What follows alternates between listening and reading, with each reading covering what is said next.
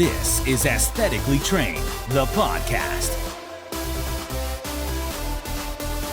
Pushing you to year-on-year progression.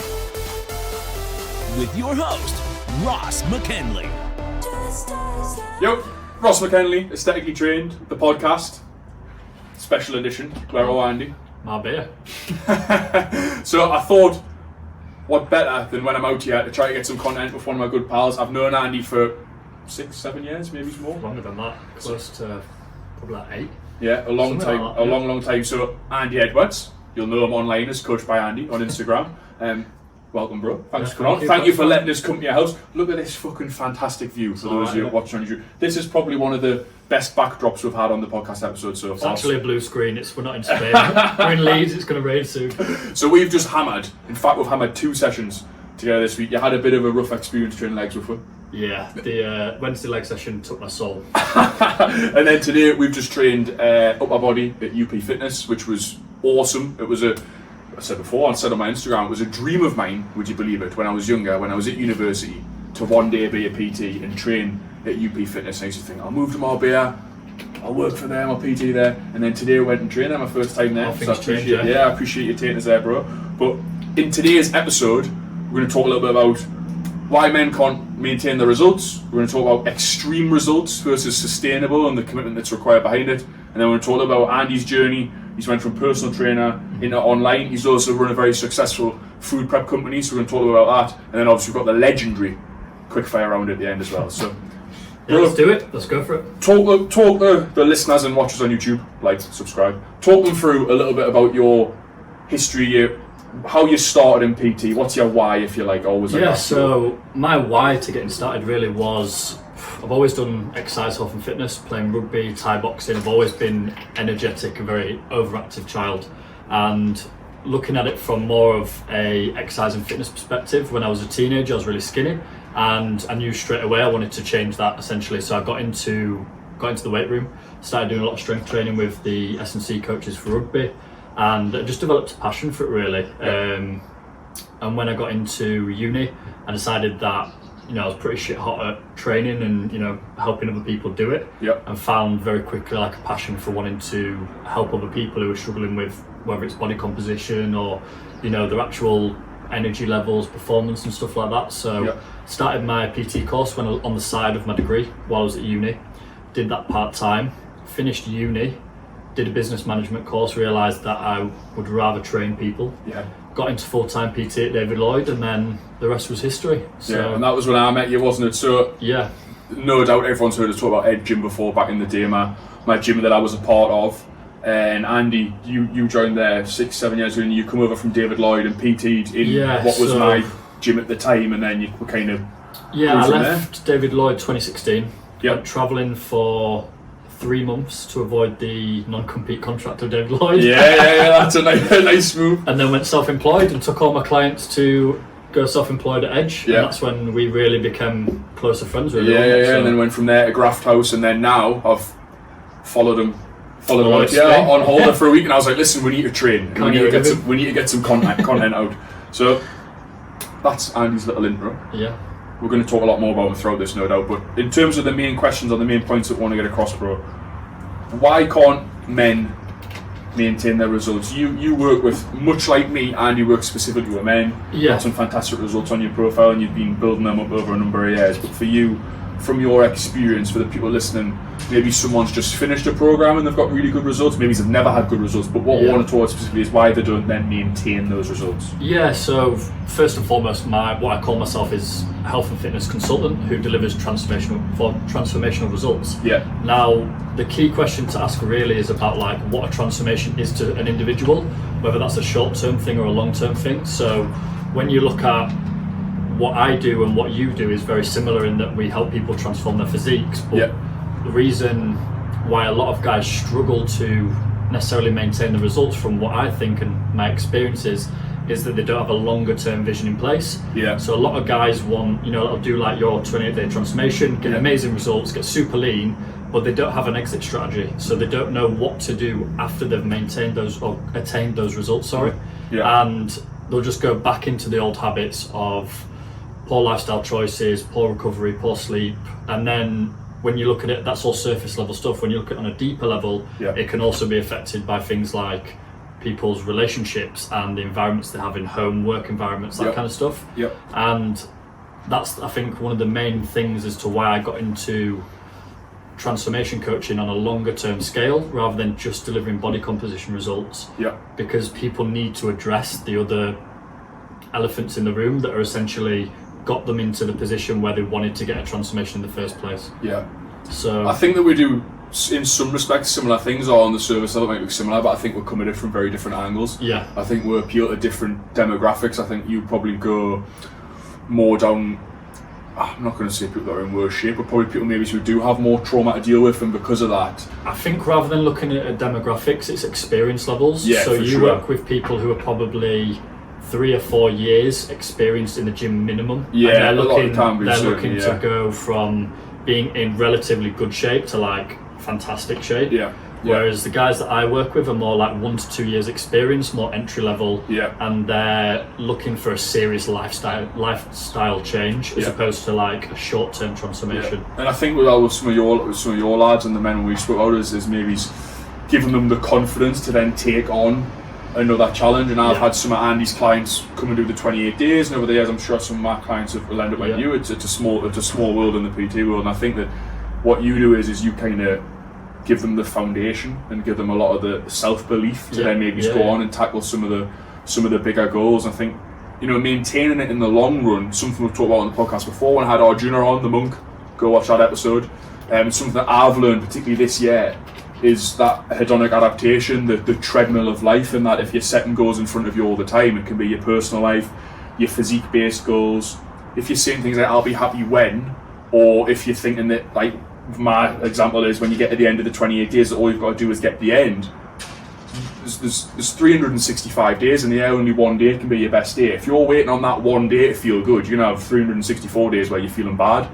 I think that appreciating the process and learning to be grateful and enjoying the process is very, very important. I think that you certainly come in from that angle. As I always say to my team, like one of the core fundamentals of our program is like runs off 3 pillars, and the first one is just about having a vision and a purpose as an individual. So we often say like exercise and fitness is the vehicle to create change in the lifestyle you want to develop.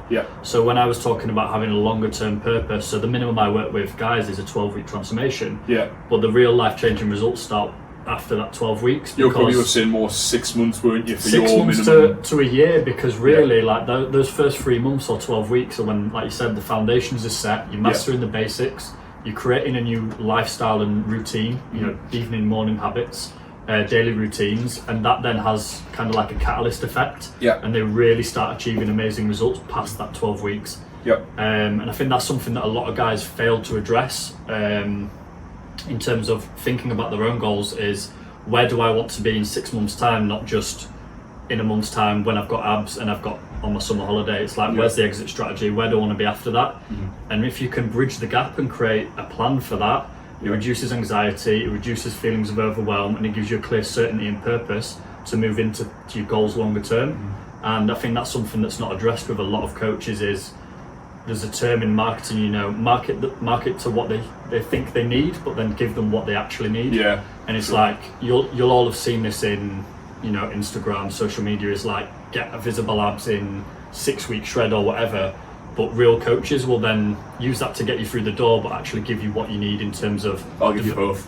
Developing good habits, developing, you know, a stronger mindset, better relationship with yourself, and a lot of the time that's why guys struggle to maintain results, because they don't address those things. I think this leads us perfectly on to the next question, and I think that what you're seeing here is 2 people who are both very good at what they do. I say it to myself.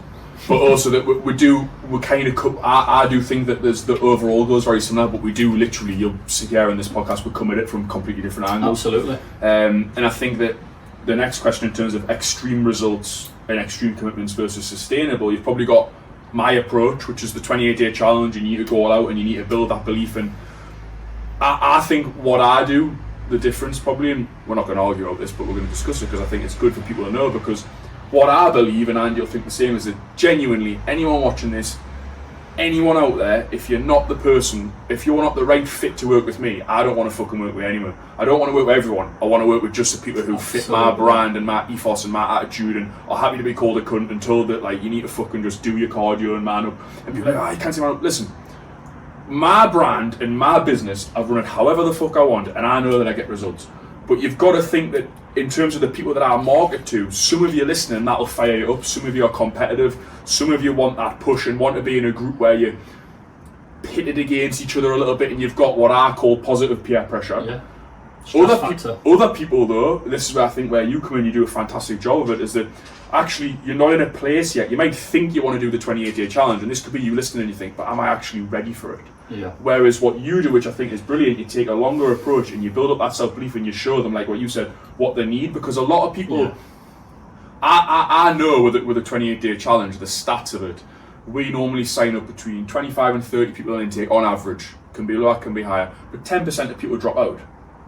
Now that really, you might think 10% is not a lot, but you're potentially losing 3 or 4 people every intake who can't manage it. Yeah. Now what I would say is to those 3 or 4 people, that's when you're probably better going to someone like Andy, who will give you that foundation and that ability to then later on kick on in a harder challenge. Or you might find that you never need it and you really love the process. Yeah. So talk a little bit about that, mate. So extreme versus sustainable, kind of what you've learned, because we do differ a lot on that, I think. Yeah, because I think it all depends on the individual. So like I said, one of the core pillars of my coaching program is to help you as an individual identify what your needs, your vision and your purpose is. Mm-hmm. Now for some people, I've had clients who've come through the door, done the 12-week transformation, and it's been intense, they've got shit hot results, got in world-class shape, but that's not for everyone, and that's why I have such a thorough screening process like you do, because I don't just want to work with everyone.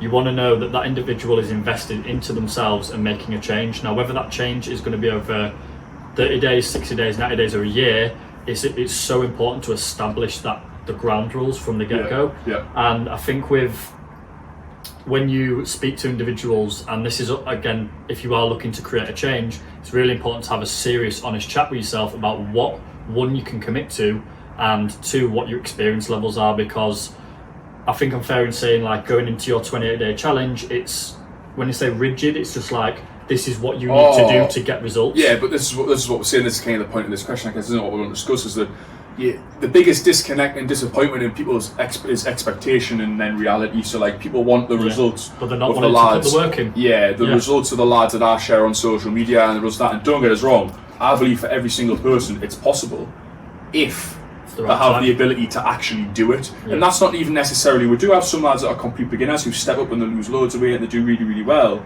But also, I think that it's the ability in terms of like your time, your lifestyle, your schedule, your family, your work, your responsibilities. 100%. You've got to have almost the perfect storm in order to get the perfect 28 days. And no one has the perfect 28 days.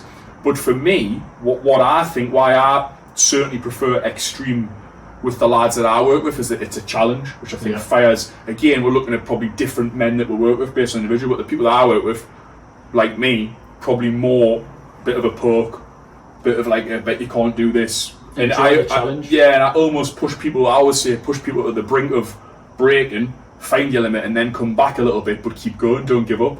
And that extreme result, I think, can give you the confidence in a short amount of time to then make it sustainable. And I think for some people that works. But equally, like I've just mentioned there, and I know fine well, there are some people that will drop off with my program because it's too hard. It's like we said, it's knowing yourself, and what we said before about categorizing experience levels. So, for example, if you are someone who's relatively new to the gym, you're not going to respond. Well, obviously there's individuals who will, outliers, but you're not going to respond to having that pressure turned up super hot on you, because you've just not got the experience of how to organize yourself or even commit to a certain structure with an exercise routine. It's too much at once. Whereas a lot of like what I work with the guys is like, even the first 30 days, it's just establishing like a basic routine, and then as you progress, you turn the heat up, and it all depends on the individual. But the main thing is just about setting those foundations first and identifying where the individual is at, meeting them where they're at, and creating realistic targets. Because leading back to that first question we talked about, one of the biggest reasons guys can't maintain results is they set unrealistic targets. Now, I'm not saying don't aim big, but they'll aim big and not reverse engineer the process to actually make it scalable. I think as well, having maybe some, to try to give some constructive advice. Yeah, I think that probably having a word with yourself before you ever work with a coach, or even when you're looking to set your own program. I know a lot of people that follow me just watch the content and just kind of write their own plans and ask questions and stuff, and that's great as well. But whether it's a 12-week block, a 6-week block, a 28-day challenge, doing it your own way with a coach is writing down some non-negotiables. And I've had to do this myself recently with training and my social commitments and stuff, and look at what's actually important to you. Is it time with your girlfriend, time with your family? What are you prepared to sacrifice and what are you not? Because if you, for example, have a great relationship with your girlfriend or your kids or your partner, and every night you spend time watching TV or fucking whatever floats your boat, but if you do that all the time and that's a really high value to you in your life, but then you see the results that put out, I'm telling you now, you're probably going to go to the gym twice a day, you're probably going to go in the morning and do cardio, and you have to train again at night. So you have to ask yourself, and you have to ask the people around you who are important in your life, are you prepared? Am I in that much pain, or am I in a position where for 28 days I'm prepared to sacrifice something? Or can I, what I say often, which it's not great coaching, but it's what people need a lot of times, is can you find a way? Can you accept that this isn't forever? I actually fucking hate the word sustainable. I think it gives a lot of people excuses. I think that it's about, for me, is realising that to get where you want to be, there has to be a small amount of time of sacrifice, but you need to be very clear on what that can and can't be. Otherwise, you'll get lost in yourself, and you might actually sacrifice something that you didn't want to, or you'll be disappointed with the results. This is a great point that you brought up, is like, because I actually hate how some people perceive sustainability. Yeah. Because what a lot of people in the industry, and people, you know, like I can't get fucking roasted for this, but saying, like, you know, like the self-love crew. They're like, oh, it's okay to be overweight, all this, and that. And do it in a sustainable way. To me, sustainability doesn't mean mediocrity. At all. It's a very different thing, and it's very specific to the individual. So you can get an absolute 10 out of 10 high performer come through the program, right?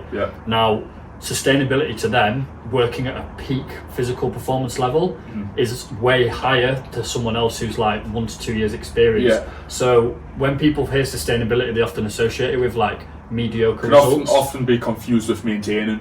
That's not what it means. It's more of a slow, gradual incline, as opposed to like, I'm fucking more or less vertical with people are trying to be. Do you know what I mean? Exactly. And as well, like with any goal, it's not just linear. It's like, you're going to have peaks and troughs with any goal and performance, but can you continue that general trend all the way up through to the end of the main goal? And that's what I was saying about the purpose and vision of a block. Exactly. And I think as well, knowing, and this is brilliant, it's why it's good to, hopefully you enjoy other people talking about as well as me, but having different PTs understanding why they do certain things within the program. So I'm very clear on why I do what I do, and Andy's very clear on why he does what he does. It's not for me or him to decide who you should fucking work with. You might not want to work anywhere, but the point is, to some people I'll be the best person, to some people I'm to be the best person.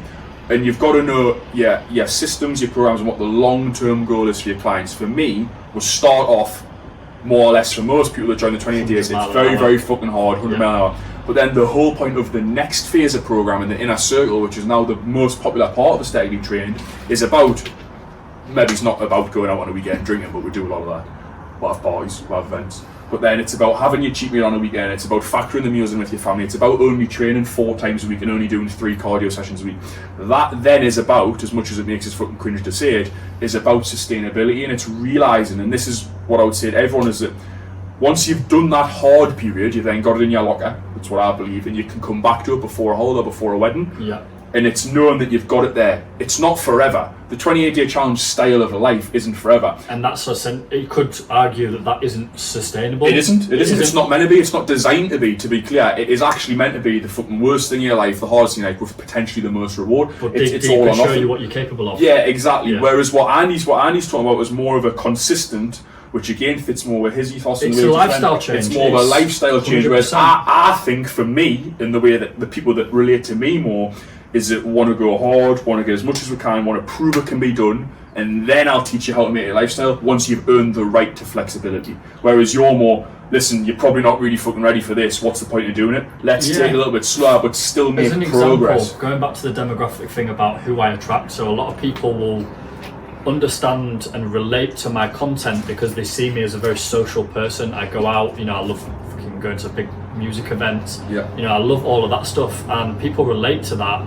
And what you'll find with a lot of the guys that apply to my program is they've tried and failed with unsustainable approaches. So it's about finding that happy medium, and I picked up on what you were saying about in the inner circle of guys having going towards more like having the cheat meal at the weekend, and I actually teach like the opposite against that. Because if you're having to have a cheat meal, then like to me, in my eyes, once you've got to your results, what's the point of going all the way through the week to only have one meal a week that you enjoy?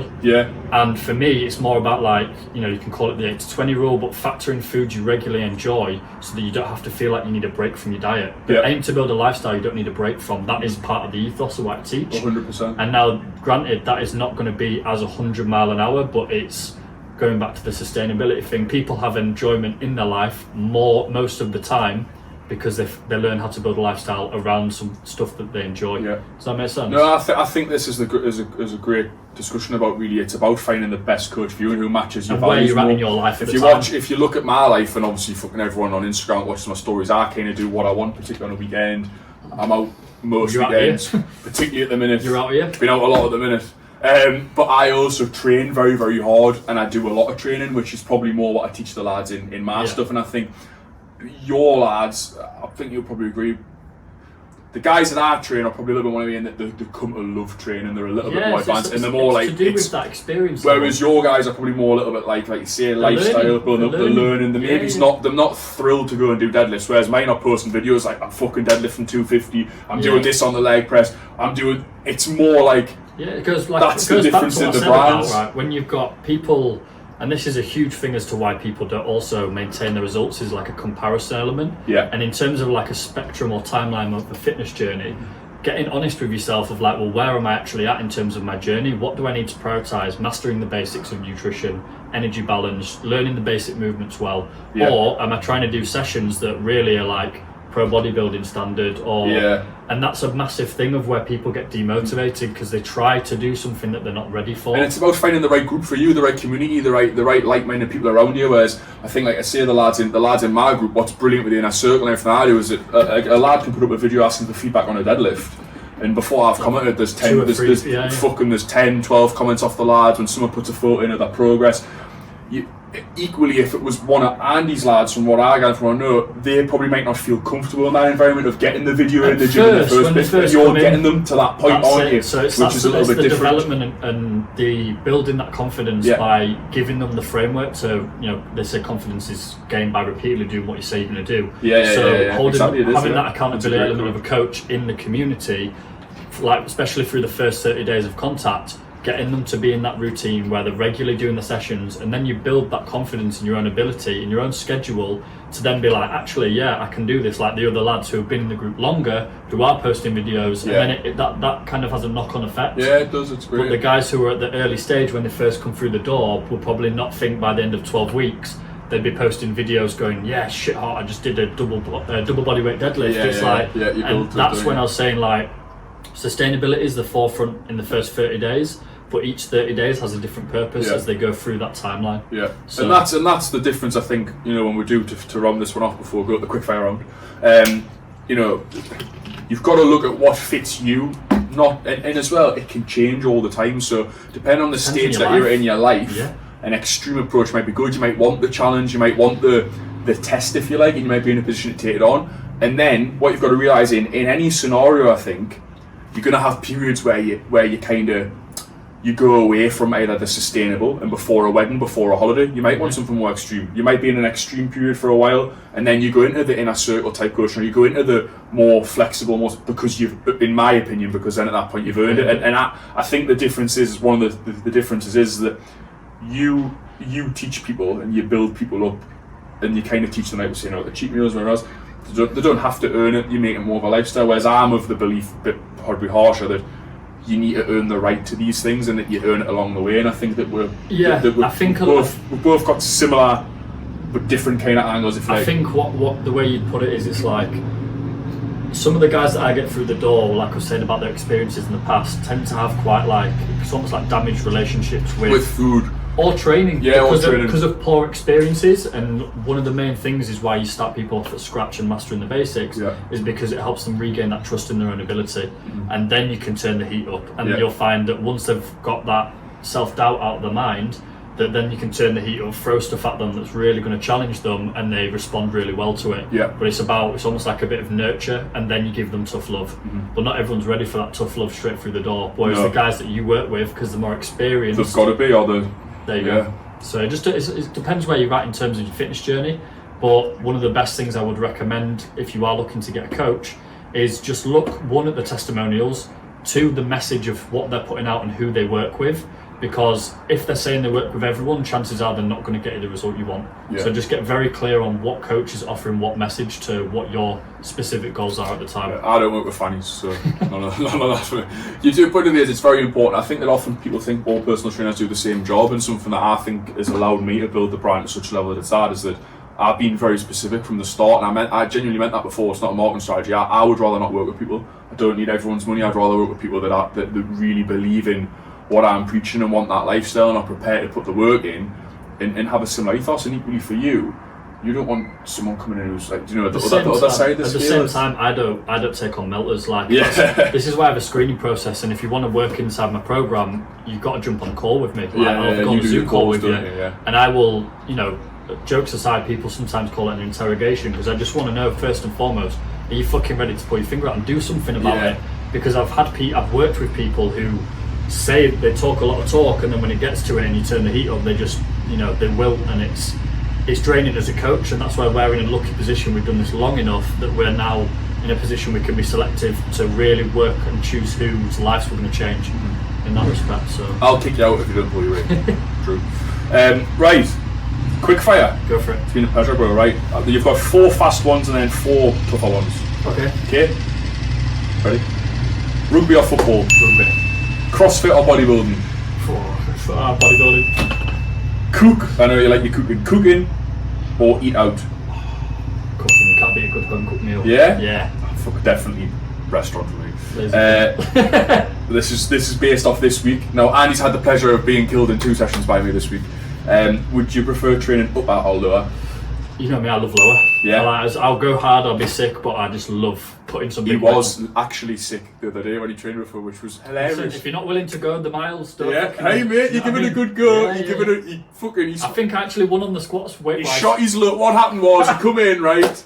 Thinking he was 10 men, he shot his load on the first exercise and he had to fucking bail out. But you give it a good go. Small but mighty. He actually beat me and Jerome on the first exercise because he was that hyped up.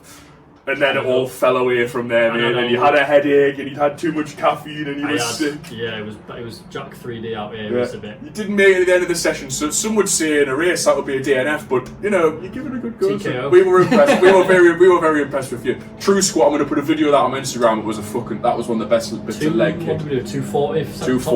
240, which was good. Right, these are the get you thinking a little bit. These are the 4 same questions I ask everyone at the end. Right. So, what is the worst place you have ever visited? Bradford.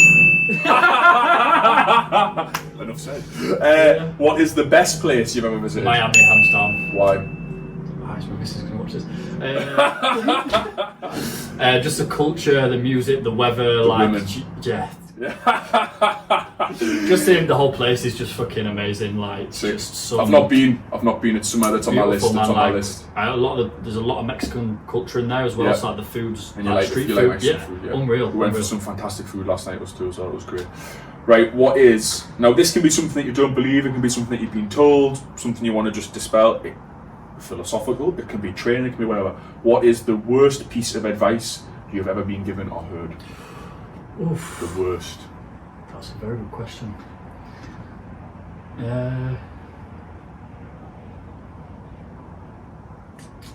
That is a very good question. Gets people thinking, this one. Worst piece of advice I've ever been given.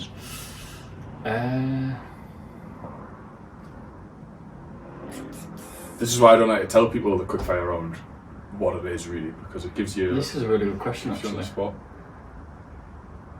I think it was probably this is probably for a lot of people can relate to this, is just like in school about picking out a career path. was like the play it safe type thing, when in reality I went to play it safe. Uni, business. Yeah. Can do a lot of things with business degree. Yeah. Had absolutely fucking no fulfillment in it, and decided to obviously go down the PT route. So like, play it safe. Play it safe. Worst bit of advice I've ever been given. True. And it wasn't by my parents, it was by teachers. Yeah. Yeah, a lot of people get a trade behind you. Yeah. Jesus. Right, last one. Best piece of advice, the other side of that coin. Best piece of advice I've ever been given, bro.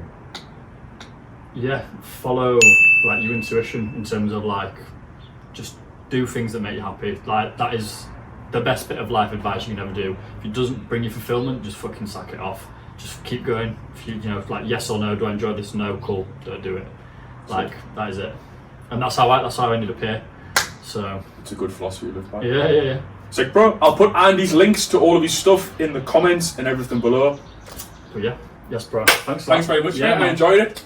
Like, subscribe, comment, all the usual stuff. Thank you. You've been listening to Aesthetically Trained, the podcast. Don't forget to like, subscribe, and spread the word.